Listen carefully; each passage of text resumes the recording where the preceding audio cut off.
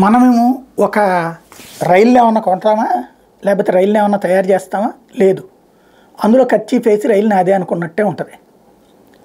Hitech city Nedurumalli Janardhan Reddy హయాంలో ప్రారంభమై L&T tower వరకు చంద్రబాబు టైంలో కడితే, ఆ తర్వాత మిగతా నాయకులు అందరూ చేస్తే కర్చీఫ్ ఈనాడు జ్యోతి కానీ ఈ పత్రికల కర్చీఫ్ ఎట్లా ఉంటుంది?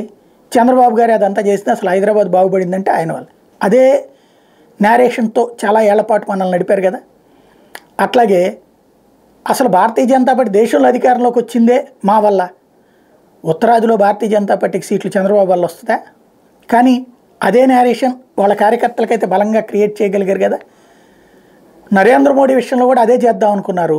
కానీ మోడీతో విభేదించిన తర్వాతన అది నమ్మట్లేదు జనం. ఇవాళ రోజున వచ్చేటప్పటికి బీజేపీకి తెలుగుదేశం అవసరం లేదు, తెలుగుదేశానికి బీజేపీ అవసరం ఉంది.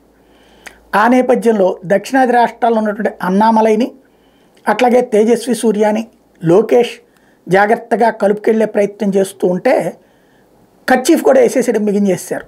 తాజాగా అన్నామలైని కలిసి ఇచ్చినటువంటి లోకేష్ విషయాన్ని ఈనాడు ప్రొజెక్ట్ చేస్తూ రాబోయే 20 ఏళ్లలో కోయంబత్తూరు అభివృద్ధికి 140 అంశాలతో విజన్ డాక్యుమెంట్ రూపొందించినట్టు అన్నామలై చెప్పారు.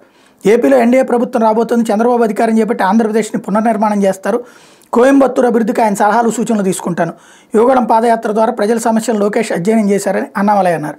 తన లోక్సభ నియోజకవర్గంలో ప్రచారానికి రావాల్సిందిగా లోకేష్ను బెంగళూరు దక్షిణ ఎంపీ తేజస్వి సూర్య ఆహ్వానించారు. అంటే అన్నామలై కూడా చంద్రబాబు గారి సలహాలు తీసుకుంటానని చెప్పుకొచ్చారు. ఇది రాసుకొచ్చినటువంటి విషయం.